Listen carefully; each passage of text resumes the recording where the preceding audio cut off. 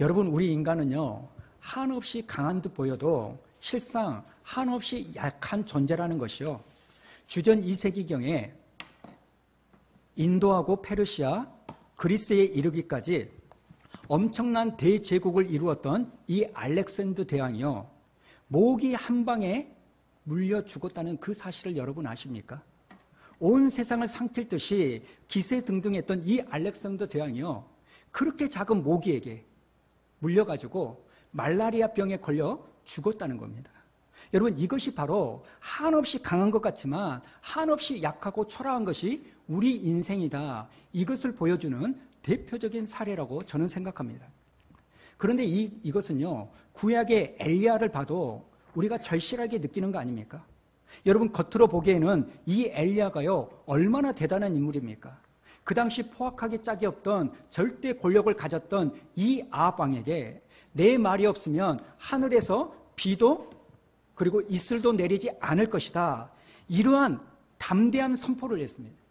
우리가 성경을 읽을 때 글로 읽기 때문에 이것을 너무 쉽게 생각하지만 실상 여러분, 지금도 우리가 투표로 뽑은 이 대통령에 대해서도 함부로 뭐라고 말할 수 있는 것이 쉽지 않잖아요. 그런데 그 절대 권력을 가졌던 이 포악하기 짝이 없던 이 아합 왕에게 여러분, 그런 말을 할 수 있는 것은 어지간한 담대함이 아니고는 할 수 없는 행동이라는 겁니다.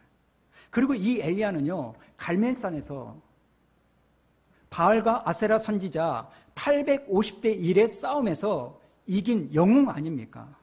여러분, 이 엘리야는요, 두말할 필요가 없는 대단한 능력을 가진 사람입니다. 그런데 이 엘리야가 열왕기상 19장에 보면 한순간에 마음이 무너져가지고 뭐라고 고백한지 아십니까? 자, 4절을 한번 보십시오. 하나님 앞에 말하는 거예요. 죽기를 원하여 이르되 하나님, 지금 내 생명을 거두어 가옵소서. 요즘으로 치면 지금 우울증 같은 것이 걸려가지고요, 자살 충동 같은 것을 느끼는 이 영웅의 모습을 발견하는 겁니다. 여러분, 이게 바로 우리 인간의 이중적인 모습이라는 겁니다. 그렇게 외부의 적들에 대해서는 기세등등하고 담대하고 어느 누구도 흉내낼 수 없는 그 모습을 보이지만 정작 자기 내면에 스며드는 이 두려움 하나조차 해결할 수 없는 것이 약하디 약한 우리 인간의 모습이에요. 여러분, 이 엘리야의 모습을 보면서 저와 여러분이 시인할 수 있는 게 뭡니까? 우리 인간은 누구나 다 약하다는 거예요. 겉으로 보기에는 세 보이고 강해 보이지만 그 내면은 너무나 약해서 고뇌하고 사는 것이 우리 인간이라는 겁니다. 이것은 오늘을 살고 있는 저와 여러분의 모습도 마찬가지 아닙니까? 지금 과학이 발전해가지고요, 사람을 대신할 수 있는 인공지능 AI가 있다고 해가지고 우리 사람이 이제 못할 것이 거의 없다, 그렇게 자신만만하는데 지금 눈에 보이지도 않는 이 코로나라고 하는 그 조그마한 바이러스 때문에 나도 감염될 수 있다, 그래서 죽을 수 있다라는 이 두려움에 무너지는 것이 우리입니다. 여러분, 지난 9주 동안 우리는요, 그 두려움 때문에 함께 모여 예배하지는 못했습니다. 사람과의 만남을 최대한 피합니다. 더워도요, 마스크를 쓰고 있습니다. 이제는 좀 괜찮나 싶은데 지난 주 중에 용인에서 확진자 한 명이 나와가지고요, 오늘 아침에 보니까 40명이 넘는 이 확진자들이 전국 각지에 퍼져 있으면서 우리는 또 두려움을 느끼는 거예요. 근데 여러분, 그 두려움의 원인이 뭔지 아십니까? 우리가 두려움을 갖는 근본적인 원인은요, 막막함 때문입니다. 막막함. 이렇게 강력한 코로나가 전파되고 있는데 우리에게는요, 이것을 해결할 수 있는 근본적인 방법이 없는 거예요. 그렇게 심각한 위협이 우리를 조여오고 있고 우리를 향하여 다가오고 있는데 정작 내가 할 수 있는 것은 아무것도 없다는 이 막막함이 우리를 두렵게 만드는 거 아닙니까? 그래서 우리가 할 수 있는 게 뭡니까? 그저 사회적인 거리두기, 마스크를 쓰고 손을 자주 씻고 사람과의 만남을 피하는 거, 이것밖에 할 수 없는 우리의 무기력함, 막막함. 여러분, 우리가 살면서 이런 막막함에 빠질 때가 많죠. 코로나19라고 하는 이 질병 앞에서, 또 경제적, 물질적 환경 앞에서, 또 어떤 사람들은요, 내가 다른 사람들과 좋은 관계를 맺고 싶은데 이게 잘 안 되는 인간관계의 어려움 앞에서, 또 어떤 사람들은 영적인 문제를 놓고 막막함을 느낄 때가 많이 있습니다. 그리고 혼란스러운 이 세상에서 우리 자녀들을 잘 키워야 된다는 이 어려움 앞에서 많은 부모들이 막막함 앞에 두려움을 느끼는 거 아닙니까? 도대체 이때 매를 들어야 되는지, 아니면 용서하고 달래야 되는지, 도대체 어떻게 키우는 것이 잘 키워야 되는지 모르는 그 막막한 가운데 우리는 절망할 수밖에 없는 겁니다. 사실 저는 이런 관점에서요, 오늘 이 말씀이 저에게 남다른 은혜로 다가옵니다. 오늘 말씀에 보면 지금 사도 바울이요, 바로 이 막막함과 직면하고 있는 것을 보고 있는 거예요. 물론 그 바울의 인생 전체에 걸쳐서 그의 삶을 무너뜨리는 그 막막함은 아니지만, 그러나 적어도 그의 사역에 있어서 너무나 심각한 위협이 되는 이 막막함에 바울이 빠져 있는 거예요. 자, 여러분, 오늘 본문 11절과 12절 우리 한번 읽어볼까요? 11절과 12절 시작. 우리가 드루아에게 배를 떠나 사모드라게로 직행하여 이틀날 네아보리로 가서 거기서 빌립보에 이르니 이는 마게도냐의 지방의 첫성이요 또 로마의 식민지라. 그 다음에 뭐라고 말합니까? 이 성에서 수위를 유하다가. 여러분, 우리가 잘 아는 것처럼 사도 바울은요, 아시아에 가서 복음을 전하려고 했지만 성령께서 그걸 막으셨어요. 그래서 방향을 터나요 또 복음을 전하러 갔는데 이제는 예수의 영이 허락하지 않습니다. 그래서 어쩔 수 없이 드로아라는 이 도시에 내려왔는데 거기서 바울이 환상을 보지 않습니까? 그래서 그 환상을 바울 일행은 뭐라고 생각합니까? 하나님께서 바다 건너 마게도냐로 가서 복음을 전하라는 그 사인으로 인정하여 지금 산 넘고 바다 건너 빌립보에 도착을 한 거예요. 근데 여러분, 그렇게 우여곡절을 가져서 빌립보에 도착을 했는데 막상 빌립보에 와 보니까 이 바울이요, 할 수 있는 게 아무것도 없는 거예요. 오늘 말씀에 보니까요, 빌립보에 와가지고 그냥 수위를 유하다가 이렇게 말합니다. 여러분, 이 수위를 유하다 이 말은요, 바울의 막막함을 그대로 보여주는 거 아닙니까? 그렇게 애를 써서 왔는데 막상 와서 보니까 할 수 있는 게 아무것도 없이 수위를 허송세월하는 겁니다. 여러분, 여기 빌립보는요, 똑같은 로마의 식민지지만 바다 건너에 자기가 살았던 소아시아하고는요, 문화가 너무나 다른 생소한 지역이에요. 거기다가 결정적으로 이 빌립보에는요, 유대인들이 모이는 회당이 없어요. 이게 무슨 말일까요? 유대인들의 율법에는요, 유대인 남자가 서너 명 이상 있으면 반드시 회당을 만들어야 된다, 이것을 가지고 있어요. 그런데 회당이 없었다? 그 말은요, 유대인 남자들이 서너 명 이상 있지 않았다는 거예요. 여러분, 그동안 바울이 전도 여행을 떠날 때 이 바울이 구사한 전도 전략이 뭡니까? 이 바울은요, 어느 도시에 가면 제일 먼저 어디를 찾아갑니까? 유대인들이 모이는 회당으로 찾아갑니다. 그래서 구약의 말씀을 가지고 예수가 메시아다라는 이 이야기를 하면서 복음의 문을 열면서 전도를 하는데, 여기 빌립보에 와서는요, 그게 먹힐 수 있는 회당, 인프라가 없는 거예요. 도무지 뚫고 들어갈 방법이 없습니다. 그러니까 바울의 입장에서는요, 도대체 뭘 해볼 수 없는 막막한 가운데 사로잡혀 있는 거예요. 사실 바울은요, 이 빌립보에 오기까지 너무너무 힘들었어요. 2차 전도 여행을 출발할 때부터 처음부터 바울은 힘들었지 않습니까? 뭘로 힘들었습니까? 아니, 그렇게 동고동락했던 이 바나바하고 마가 요한을 데리고 가네 마네 이것 때문에 싸워가지고 헤어질 줄 누가 알았겠습니까? 지금 바나바하고 헤어졌는데 이걸 풀지 못하고 서로 떠났어요. 그리고 나서 겨우 신라하고 같이 전도 여행을 떠났는데, 아까 말씀드린 것처럼 가는 곳마다 막히고 하는 것마다 안 되고 정말 힘들게 여기까지 왔는데, 막상 여기 와서 보니까 하나님이 가라고 해서 왔는데 할 게 아무것도 없다? 얼마나 고통스럽겠습니까? 여러분, 선교사님들이 그렇거든요. 이 땅에서 하나님의 소명을 받아서 결단을 내리죠. 그래서 다니던 직장을 내려놓고 훈련을 받습니다. 그래서 자기가 소망하는 하나님께 부름받은 그 선교지로 떠나요. 그러면 그 선교를 떠날 때 어떤 마음이 있을까요? 내가 거기 가서 빨리 복음을 전하고 하나님의 말씀을 증거해서 사람들을 예수 믿게 만들고 교회를 세워야 되겠다, 이런 기대감으로 가는데 정작 선교지에 가면 뭐가 기다리는지 아십니까? 복음 전하기는커녕요, 언어가 안 돼가지고요 2년 이상을요 랭귀지 코스를 다녀야 돼요. 여러분, 그게 한 달, 두 달일 때는 괜찮지만 6개월이 되고 1년이 되면요 마음이요 무너져요. 내가 이러려고 왔나? 왜요? 말이 안 되니까 만나는 사람도 없죠. 한국인들은 너무너무 적죠. 또 선교사들끼리 뭐 이렇게 갈등도 있고 자기 줄 안 쓰면 배척하는 모습들도 있죠. 그러다 보니까요 마음에 병이 많이 듭니다. 지금 바울이 그러는 거예요. 여러분, 사실 사람은요 한 가지 고통과 어려움은요 얼마든지 이길 수 있습니다. 그러나 그게 쌓이면 그냥 무너지는 거 아닙니까? 여러분, 눈송이 무거워봤자 얼마나 무겁습니까? 눈이 내리면요 그냥 후 불면요 끝나는 거예요. 그러나 여러분, 눈이 쌓이면요 삽으로 힘을 줘야 퍼낼 수 있고 밤사이 그 눈이 내리면 하우스가 무너지는 거 아닙니까? 지금 바울은요 평소에 어떤 열정을 가지고 있습니까? 복음에 대한 남다른 뜨거운 열정을 가지고 있어요.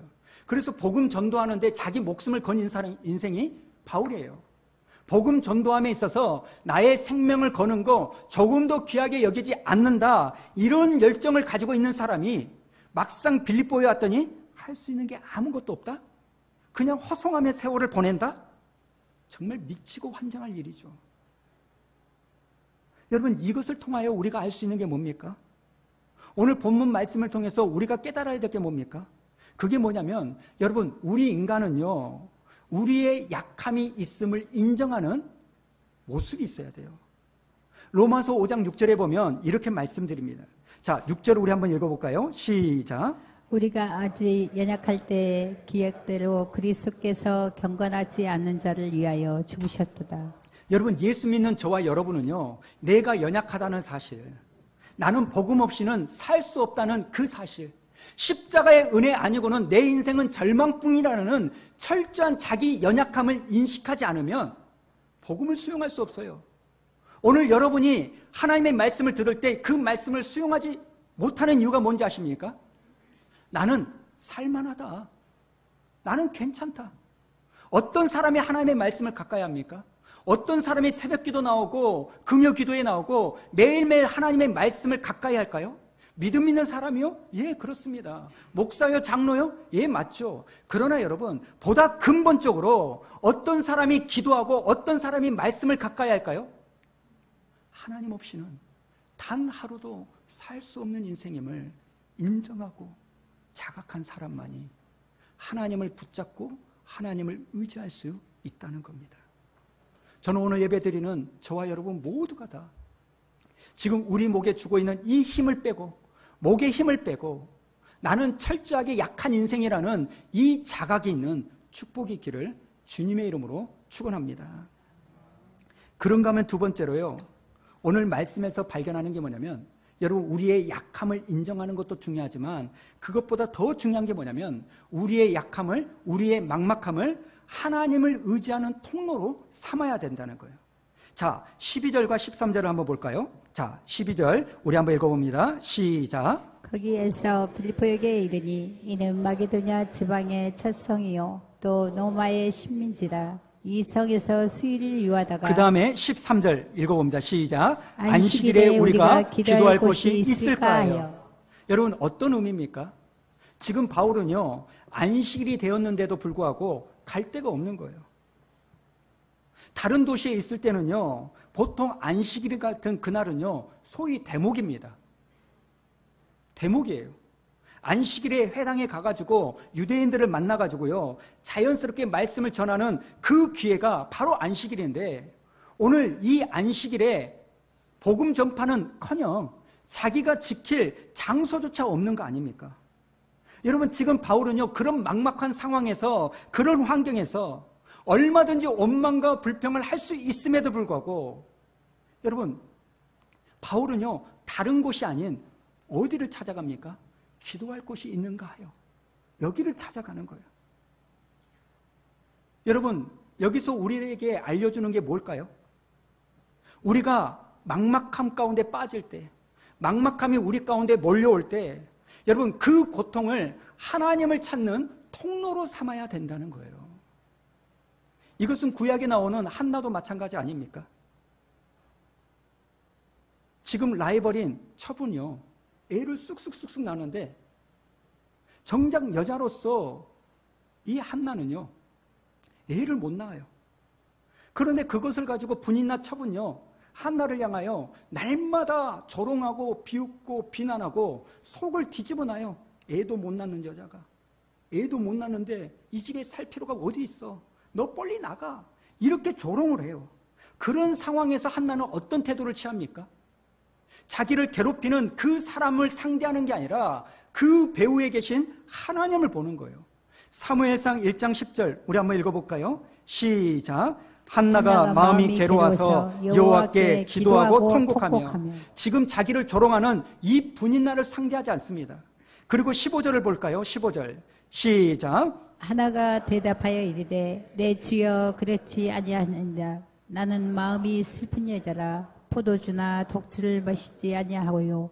여호와 앞에 내 심령을 통곡한 것뿐이오니. 지금 여기 보니까요, 한나가 기도를 말하면서 무엇과 대조를 합니까? 포도주와 독주를 마시지 않는 것을 기도와 대조를 해요. 제가 여기서 깨닫는 게 뭔지 아십니까? 여러분, 사람에게 고통이 오면요, 우리가 할 수 있는 것이 딱 두 가지라는 거예요. 하나는 포도주와 독주를 마시는 거, 또 다른 하나는 하나님께 기도하는 거. 포도주와 독주를 마시면 그런 고통을 잠깐이나마 잊을 수 있는 약효가 있는 것 같아요. 근데 여러분, 그건 엄발의 오줌 누기 아닙니까? 포도주와 독주를 마셔가지고 잠깐의 고통과 아픔을 잊기는 잊지만 문제는 뭡니까? 그 다음날이에요. 잠에서 깨어가지고요, 그 숙취 때문에 머리가 깨질 듯이 아파가지고 그 고통 플러스 머리 아픔까지 뒤집어 쓰는 게 그거 아닙니까? 여러분, 오늘 우리에게요, 너무너무 가슴 아픈 일이 주어졌을 때, 내가 뭔가를 해야 되는데 할 수 없는 그 막막한 가운데 내가 빠져 있을 때, 여러분, 저와 여러분에게는요, 두 갈래 길이 있다니까요. 하나는 포도주나 독주를 마시거나, 또 다른 하나는 하나님께 나아가거나. 오늘 15절에 보니까요, 한나는요, 기도를 아주 멋있게 표현을 합니다. 자, 15절을 다시 한번 보십시오. 한나가 대답하여 이르되 내 주여 그렇지 아니하니이다. 나는 마음이 슬픈 여자라. 포도주나 독주를 마신 것이 아니오. 그 다음에 뭐라고 말합니까? 여호와 앞에 무엇을 통한다고요? 심정을 통한다는 거예요. 여러분, 지금 한나는요, 기도를 뭐라고 말합니까?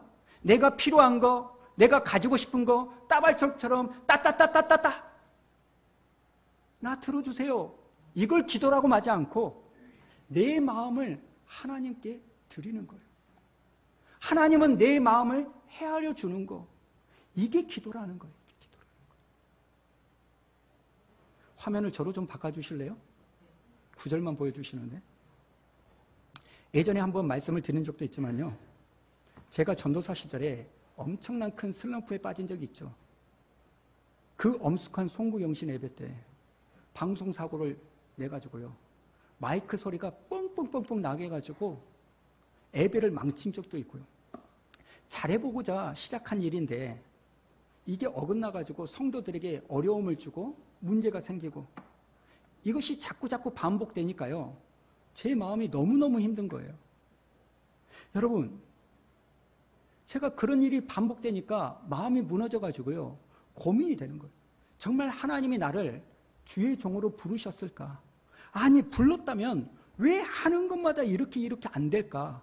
괴롭더라고요. 이렇게 돼가지고 나중에 사역을 계속하면, 나중에 목사가 되면 얼마나 큰 문제가 생길까? 얼마나 많은 사람들에게 어려움을 줄까? 이 고민이 되니까요, 제가 도저히 견딜 수가 없더라고요.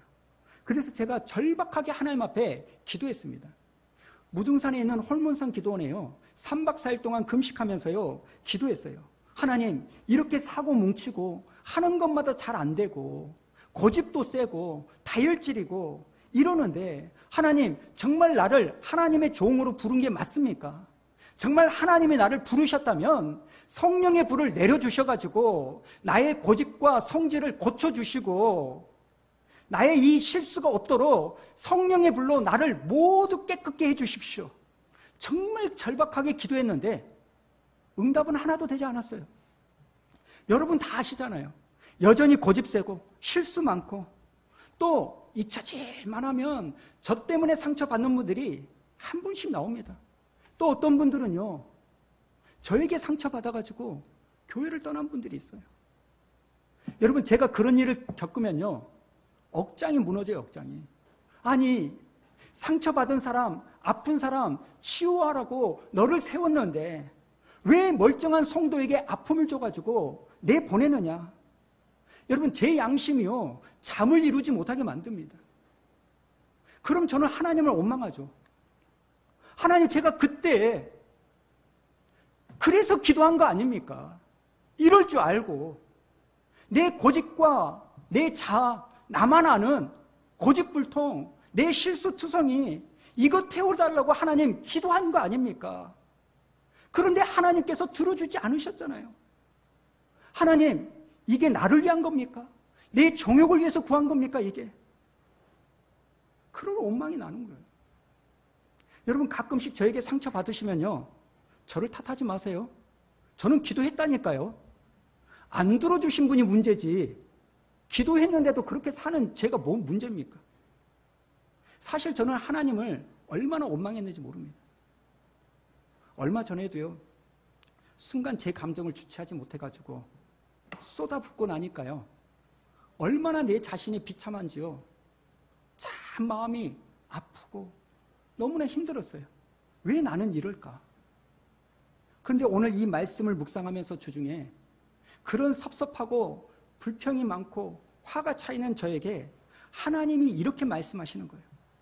하나님은요, 나는 네가 그렇게 기도하는 그날 강력한 성령의 불로 너의 못된 자아를 불태워가지고 그날 이후로 네가 완벽해져서 그날 이후부터 너는 더 이상 하나님을 의지하지 않아도 조금도 손색 없는 목사가 되기를 원치 않는다. 나는 네가 여전히 실수가 많고 나는 네가 여전히 사람들에게 상처를 많이 줘도 바로 그것 때문에 단 한순간이라도 하나님 없이는 살 수 없다라는 그 고백 가운데 살아가기를 원한다는 거예요. 제가 참 많이 울었습니다. 사랑하는 성도 여러분, 인생은 해석입니다. 오늘 말씀처럼 우리의 약함과 우리의 막막함이 내가 할 수 있는 것이 아무것도 없다는 이 무기력함이 한나처럼 우리를 찾아올 때, 바울처럼 우리를 찾아올 때 술과 포도주를 따라가는 그 발걸음이 아니라 그것을 하나님을 의지하는 통로로 삼는다면 이것을 하나님이 기뻐하실 줄로 믿습니다. 한 가지만 말씀드리고 말씀을 마무리하겠습니다. 사실 몇 주 전부터 오늘 본문 말씀을 가지고요, 말씀을 전하려고 준비를 하고 묵상을 하는데 오늘 본문의 주제는 이런 내용이 아니었습니다. 오늘 말씀을 가지고요, 바울이 기도해서 빌립보 교회를 세운 것처럼 우리도 기도해서 승리합시다. 으쌰으쌰 합시다. 이게 오늘 본문의 주제였어요, 그동안. 근데 지난 수요일 날 밤에 이 모든 게요, 엉클어져 버렸어요. 이유가 뭐냐면 제 신학교 동기 30년 지기인 제 친구 목사가요, 수요일 날 저녁쯤에 마지막으로 친구들을 보고 싶다, 그 문자를 보낸 거예요. 이 친구는 울릉도에서 목회를 하는데 너무나 멋진 친구예요. 남들처럼 화려하고 거창하지 않지만 정말 깨끗하고 진솔하고 시인이며 작가고 하루하루를요 예수의 삶으로 채워가던 그 친구니까요. 친구지만 우리 모든 동기들이요 그 친구를 존경해요. 근데 어느 순간 이 친구가요, 자골신경통이 왔는데 너무너무 아픈데 치료를 못 받는 거예요. 당연하죠. 육지에 나오기가 너무나 어려우니까. 이걸 미루다가 도저히 견딜 수가 없어서 지난 12월 중순경에 포항으로 건너왔는데 이미 더 이상 손 쓸 수 없는 그 상황에 있는 거예요. 결국 그날 이후로 자기가 담임하던 울릉도에는 넘어가지도 못하고요. 투병 생활을 하다가 자기가 느낀 거예요. 그래서 마지막으로 친구들 보고 싶다. 저도 우리 친구를 보려고 가려고 했는데 코로나가 생기고 또 서울까지 이렇게 올라갔지만 주변 환자들이 외부인들이 오는 것을 부담스러워하니까 나중에 보자. 이런 것들 때문에 못 봤는데 그날 연락이 오는 거예요. 그리고 그 다음날 출발하려고 하는데 하나님이 데려갔다는 문자가 왔어요. 사실 그 목요일날 새벽에 제가 잠을 자지 못했습니다. 제 몸이 아픈 것도 있지만 그 친구 생각 때문에 이리저리 뒤척이다가 거실에 나와서 멍하니 생각하고 그 친구를 생각하고 이제 남겨질 사모와 새 아이들을 생각하니까요. 마음이 미어지는 거예요. 그러다가 순간 제 입에서요. 하나 찬양이 툭 튀어져 나왔어요. 그 찬양을 부르면서 제 마음이 무너졌습니다. 아까 부른 찬양이요. 주여 우린 연약합니다. 여러분 멀쩡한 제가 이것을 부르면요. 이건 문학이에요. 이건 아름다운 가사예요. 주여 우린 연약합니다. 우린 오늘을 힘겨워합니다. 주뜻 이루며 살기엔 너무 부족합니다. 우린 연약합니다. 여러분 이것은 너무나 아름다운 가사이지만 여러분 그 친구의 상황을 알고 남겨질 이 가족들을 생각하니까요. 제 마음의 억장이 무너지는 거 아닙니까? 장례식장에 가서 봤더니 마음이 더 무너지는 거예요.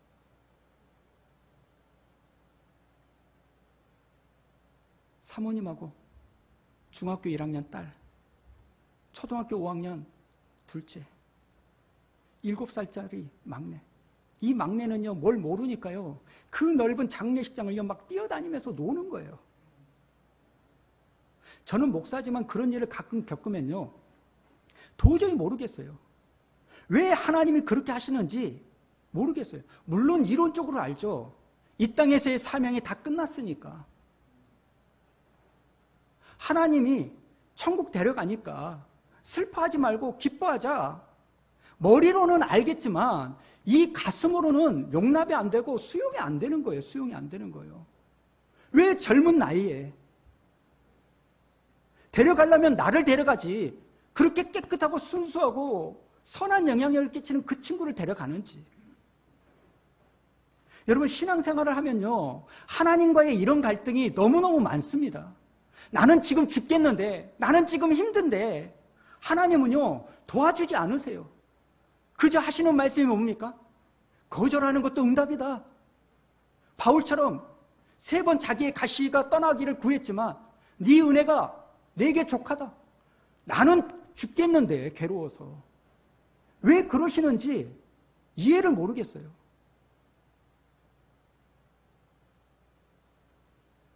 그 친구가 떠나면서 5월 초에 페이스북에 2가지 글을 올렸어요. 짧게. 힘이 없으니까 뭐. 하나님의 사랑으로 충분하다. 하루하루가 빛난다. 최선을 다해서 살자. 친구들아. 이 말에 무너지는 거예요. 어떻게 그 죽음 앞에 그 젊은 나이에 그렇게 할 수 있을까요? 그 친구는 자기의 약함을 인정하고 그 약함을 하나님을 바라보는 통로로 사용했기 때문에 예수께 나아가는 거 아닙니까? 오늘 말씀을 통하여 주시는 메시지가 뭘까요? 이해가 되지 않고 우리 인생에 막막함이 몰려올 때, 사방에 우겨쌈을 당하고 있는데 피할 길이 보이지 않을 때 2가지를 기억하라는 거 아닙니까? 나는 약한 존재구나. 그리고 그렇게 약하기에 하나님 없이는 살 수 없는 존재구나. 그러하기 때문에 그 약함을 술과 포도주를 상징되는 그 길로 걸어가는 게 아니라 하나님을 의지하는 통로로 삼아라. 오늘 예배 드리는 여러분에게 어떤 인생의 막막함이 있는지 모르겠습니다. 나는 지금 죽겠는데 1년, 10년이 돼도 하나님이 응답하지 않는 것 때문에 숨이 막힌 그 성도님들이 있는지 모르겠습니다. 그러나 여러분, 오늘 우리가 굴복해야 되는 건 뭡니까? 하나님의 말씀 아닙니까? 마리아가 천사의 이야기를 듣고 어떻게 처녀가 A를 낳을 수 있습니까? 나는 못해요. 감정은 그렇고 이성은 그렇지만 주의 여종이오니 말씀대로 될겠습니다. 눈물을 머금고 고백했던 것처럼 이번 한 주간에도 여러분 그 여러분의 약함을 하나님을 의지하는 통로로 삼는 복이 있기를 주님의 이름으로 축복합니다.